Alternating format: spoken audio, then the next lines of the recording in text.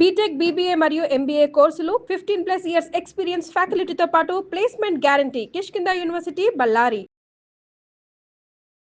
నమస్తే రమగారు. నమస్తే జయ. రమగారు, పౌర్ణమి మనము ప్రతి నెల వస్తూ ఉంటుంది, చేసుకుంటూ ఉంటాం.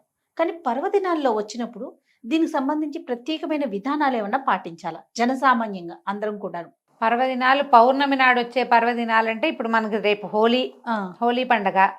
ఈ హోలీ పర్వదినం, హోలికా పూర్ణిమ మనకి పుస్తకాల్లో క్యాలెండర్లో రాస్తారు, కానీ మనం చేసుకునే పండగ కాదు. అవును, ఇది ఎక్కువగా నార్త్ ఇండియాలో చేసుకుంటారు. మరి పూర్వపు సంస్కృత నాటకాల్లో కూడా ఈ తప్పనిసరిగా హోలికా పౌర్ణమికి రంగులు చల్లుకోవటాలు అలాంటి వ్యవహారాలు అవి కనపడేవి, నాటకాల్లో కూడా ఉండేవి.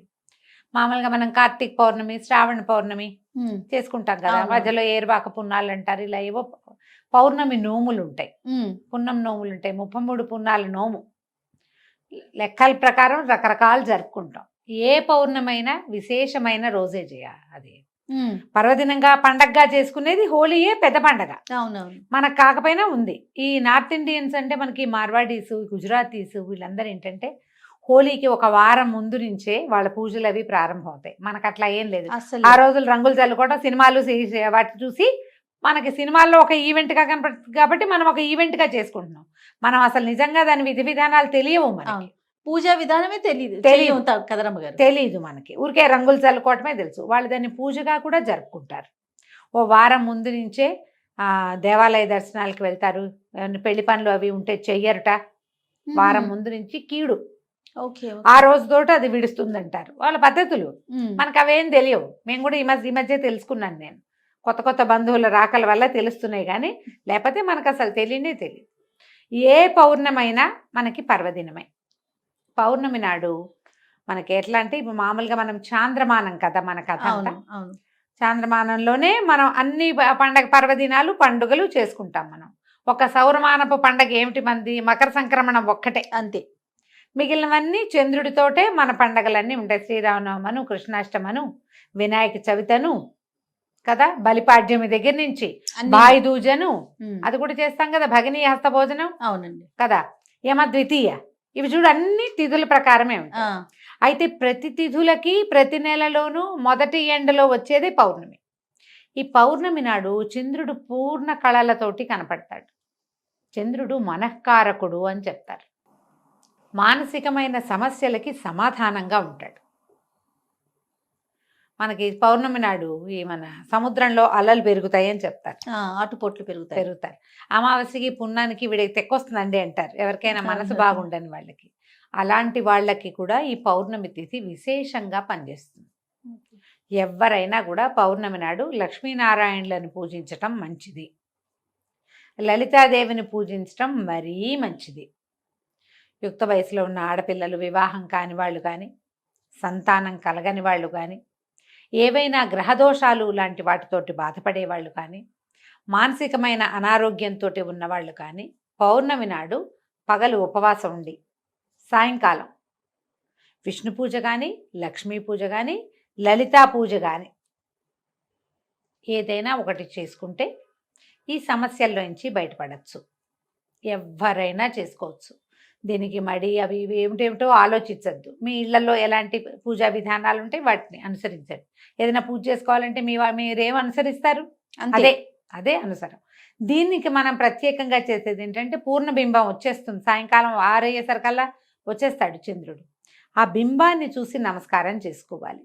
మనం లలితా సహస్రనామాన్ని చదవాలంటే ఆ వెన్నెల పడే చోట కనుక కూర్చుని ఆ పూర్ణబింబంలో లక్ష్మీదేవినో, లక్ష్మీనారాయణులనో, లలితాదేవినో భావించి పూజించుకోవటం.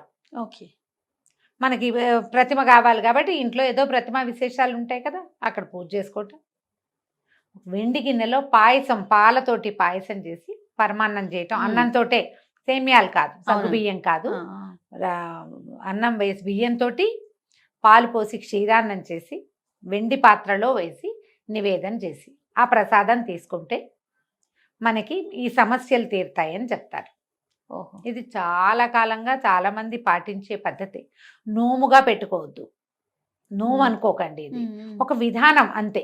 కాదు రమ్మగారు, ఏరువాక పౌర్ణమికి కూడా ఇట్లా చేస్తారా? ఎరువకు ఏ పౌర్ణమికైనా చేసుకోవచ్చమ్మా. చంద్రుని యొక్క కిరణాలు పడి ఆ, అవి తింటే కనుక సంతానం లేని వారికి సంతానం కలుగుతుంది. కలుగుతుందని మీరు ఈ మొత్తం ఇన్ని నెలలు చేసుకోవచ్చు, ప్రతి నెల పౌర్ణమి వస్తుంది వస్తుంది కదా. కదా. ఆ. ప్రతి నెల చంద్రుడు అవే 15 కళలు నిండిపోయి కనపడతాడు మనకి. 15వ రోజు పూర్ణచంద్రుడుగానే దర్శనమిస్తాడు. అవును. ఆ చంద్రకిరణాలు పడిన పాయసం మంచిది, ఈ సమస్యలన్నిటికీ సమాధానంగా ఉంటుంది. ఓకే. అమ్మాయిలకి కన్యలకి చక్కటి వరుడు వస్తాడు, సంతానం కలుగుతుంది, మానసికమైన ఆందోళన, స్ట్రెస్, తగ్గిపోతాయి. యాంగ్జైటీ లాంటి సమస్యలు ఉంటే అవన్నీ తగ్గుతాయి. ఏమైనా గ్రహ బాధలు ఉంటాయి, చాలా మందికి ఉంటాయి కదా జాతకం ప్రకారం, ఉమ్. వాళ్ళు ఎవరైనా ఇది చేసుకోవచ్చు.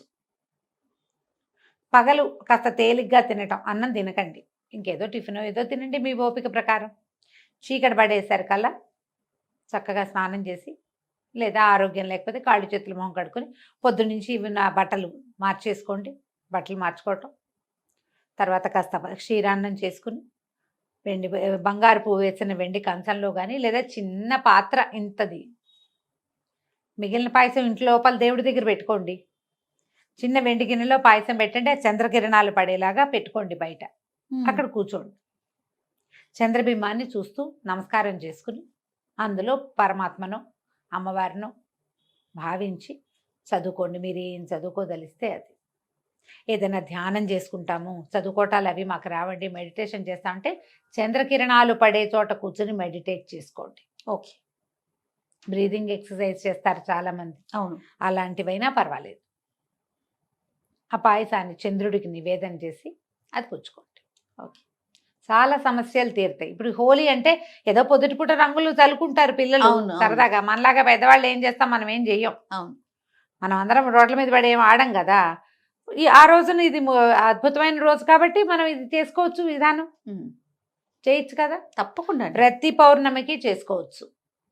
పిల్లలకి అలవాటు చేయండి, చక్కగా ఇంటిల్లి పాది కూర్చుని చదువుకోవచ్చు, సహస్రనామం చదువుకోవచ్చు, ఇప్పుడు విష్ణు సహస్రనామం చదవచ్చు, లలిత సహస్రనామం చదువుకోవచ్చు. సూర్య భగవానుడికి మనం ప్రతిరోజు ఉదయం చేస్తాం, నమస్కారం చేసుకుంటాం. అదే ఈయనకి 15 రోజులకి ఒక్కసారి 15 రోజులకు ఒకసారి. తర్వాత ఏం చేస్తారంటే చంద్రుడికో నూలు పోగని ఎప్పుడైనా వింటారు విన్నానండి. కదా. ఈ నూలు పోగని ఒట్టి మాట కాదు చేయాలి. ఆ, ఆహా, నెలపడుపు వస్తుంది కదా, చంద్రవంక వస్తాడు చూడు, అప్పుడు వస్త్రంలో నుంచి ఒక నూలు పోగు వేస్తారు, వేసేవాళ్ళు ఇది వరకు. ఆహా. చంద్రుడికి కట్టుకున్న వస్త్రంలో నుంచి ఒక్క పోగు తీసి చంద్రుడి కోసం వదిలిపెట్టేవాళ్ళు. ఓకే. జరిగేది క్రియ, అట్లా చేసేవాళ్ళు. అంటే దీని వెనకాల ఏంటి రమ్మగారు, అట్లా చేయటం వల్ల సమస్యలు తీరుతాయి, గ్రహదోషాలు. చేసేవాళ్ళు ఇది వరకు చాలా కాలం క్రితం. ఇటీవల మనం ఎవరి, ఎందుకంటే అసలు అంగవస్త్రం ధరించడం, పంచ ధరించడం పోయింది కదా జయ. అవునా కాదా? అవును కదా రమ్మగారు. మనకి ఉత్తరీయాలు పోయి టవల్స్ వచ్చినాయి, ఊళ్ళల్లో కూడా తువాలు భుజాన్ని వేసుకుని తిరుగుతారు, అందులో నుంచి దారం రాదు బయటికి. అసలు ఎక్కడొస్తున్నాయి ఇప్పుడు? నీకు ఉత్తరీయంలో నుంచి వస్తుంది. కండువా వేసుకునేవాళ్ళు కదా పల్చటివి, అందులో నుంచి వస్తాయి.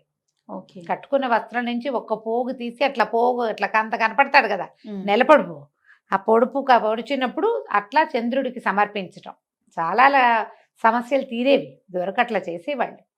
అప్పుడు ఏం పాటించేవాళ్ళు జయ, ఇంత సోషల్ మీడియా లేదుగా పాత రోజుల్లో. వాళ్ళకి ఏం తెలుసు?